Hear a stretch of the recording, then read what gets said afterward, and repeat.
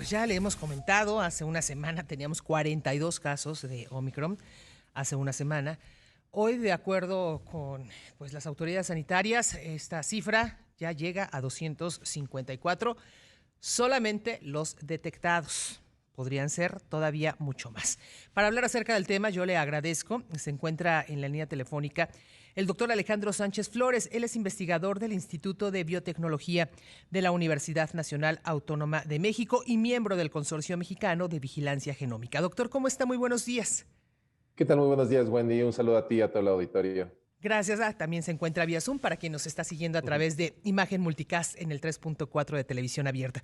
Pues doctor, un incremento, no sé si llamarlo de esta forma, exponencial que hemos tenido ya en los últimos días de aquí en México en el tema del Omicron.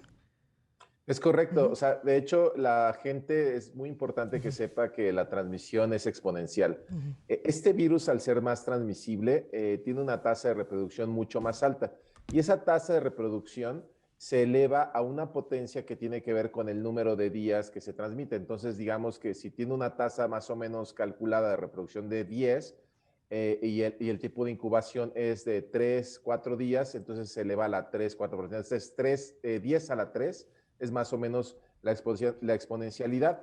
Y con eso multiplicado por otros factores que tienen que ver con la severidad o la mortalidad y la transmisión. Y sí, como decías, hay 254 ya registrados. Esto es solamente confirmados con lo que se llama la secuenciación genómica, que es detectar toda la información genética del virus en la muestra para saber exactamente qué variante hay.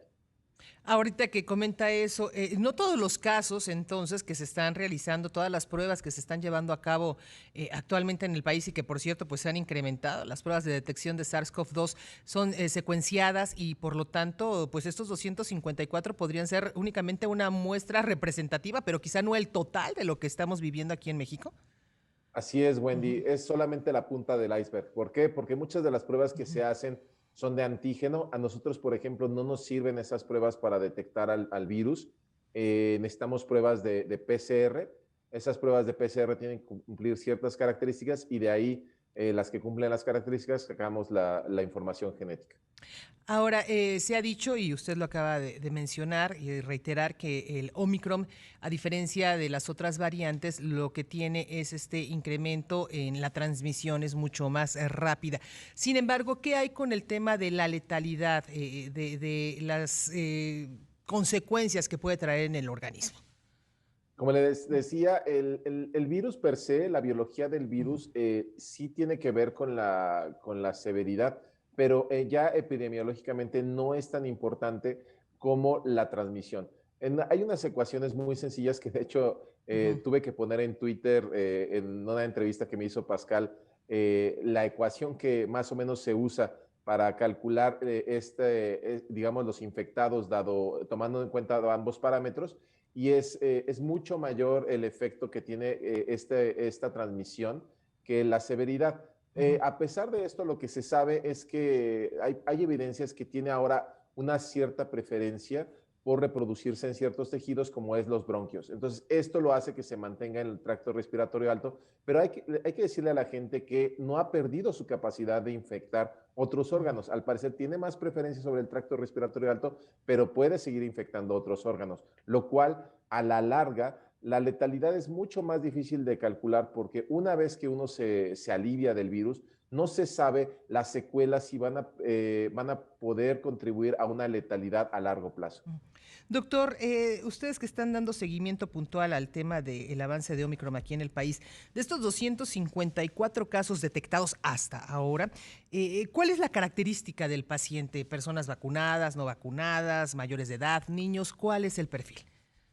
La Ujú, mayoría, digamos, son personas de entre alrededor de 50 y mayores de edad, ujú, o sea, 65 años, a 50 años o ujú.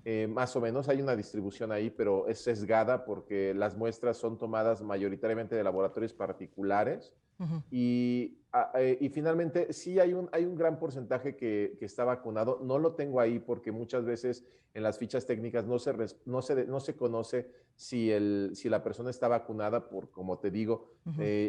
muchas muestras vienen de estos laboratorios particulares, pero sí buen porcentaje que tiene vacunación y a final de cuentas eso nos recuerda que la vacuna nos ayuda a no tener síntomas graves, pero no corta del todo la transmisión del virus.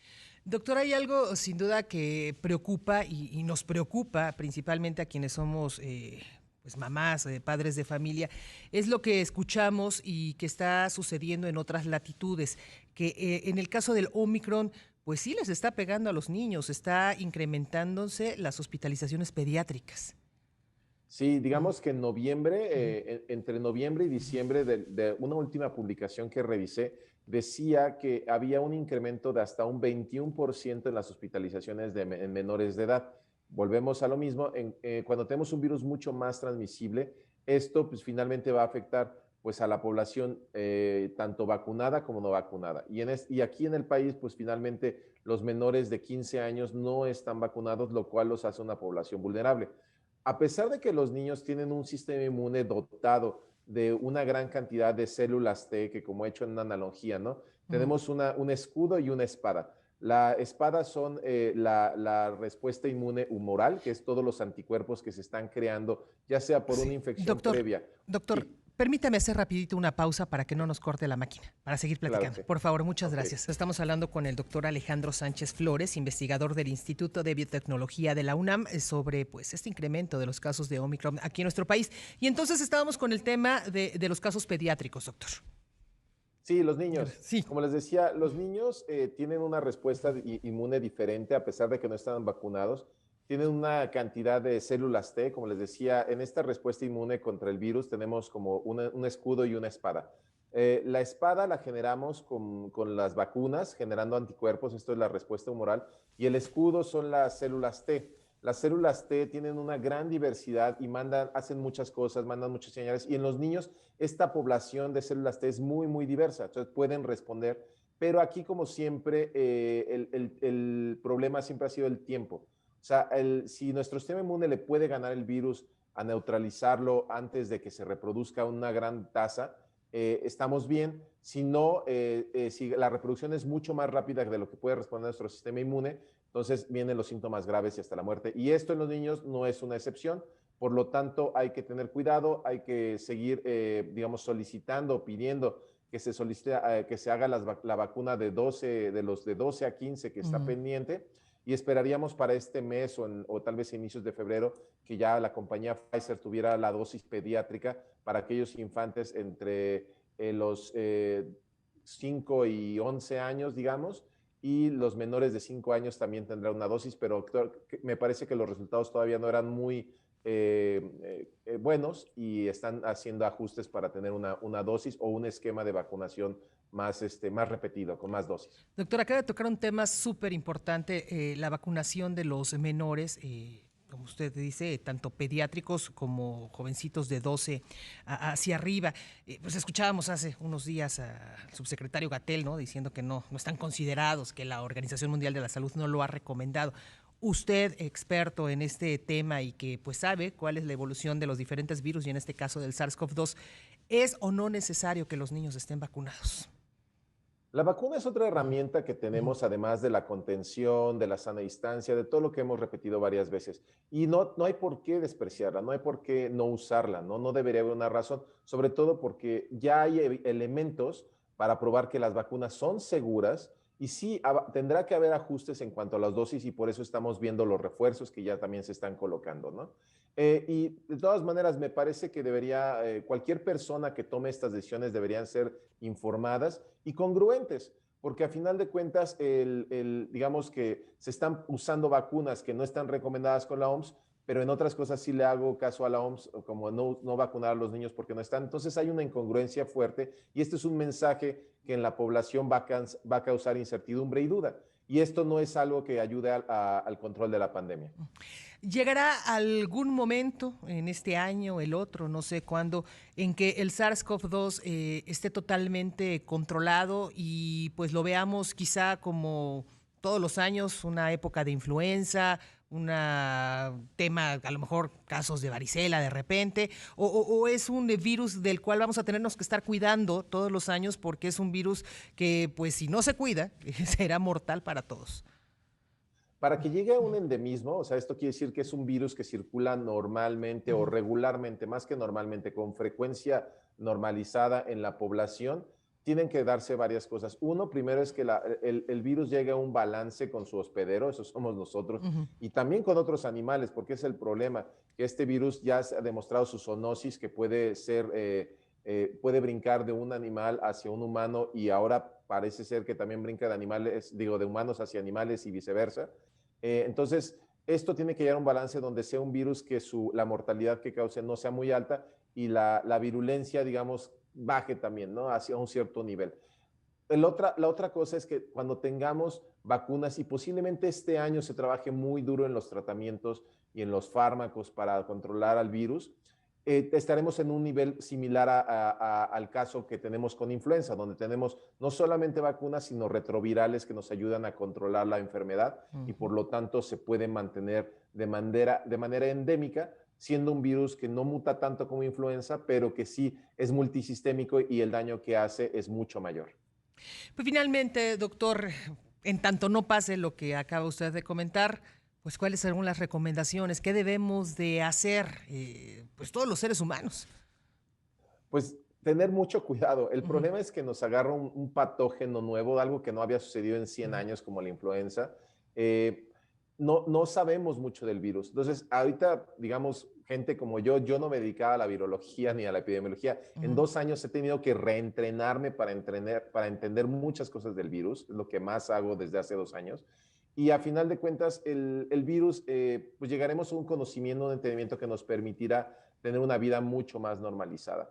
Pero ahorita no estamos en esa posición, estamos en una situación histórica, somos parte de la historia de vivir una pandemia en la cual tenemos una muy buena probabilidad de salir adelante como mundo, como planeta, como población humana, y finalmente esto tendremos que vivirlo. Es una película que estamos protagonizando y debemos de tener mucho cuidado. ¿Por qué? Porque aquí el desenlace, no queremos que sea un desenlace triste ni fatal, donde la tasa de mortalidad aumente, y esto, pues la tasa de mortalidad sostenida a un alto porcentaje, como es en México de 10%, pues perder entre 12 y 13 millones de personas al año, pues no sería una cosa agradable.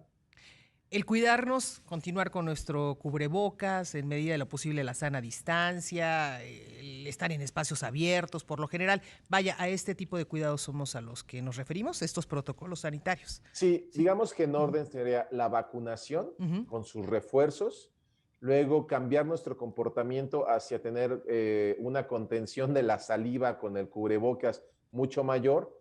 Tenemos que fijarnos en las cosas que realmente funcionan, que es la ventilación. Invertir en buena ventilación y en detectores de CO2 para los espacios cerrados.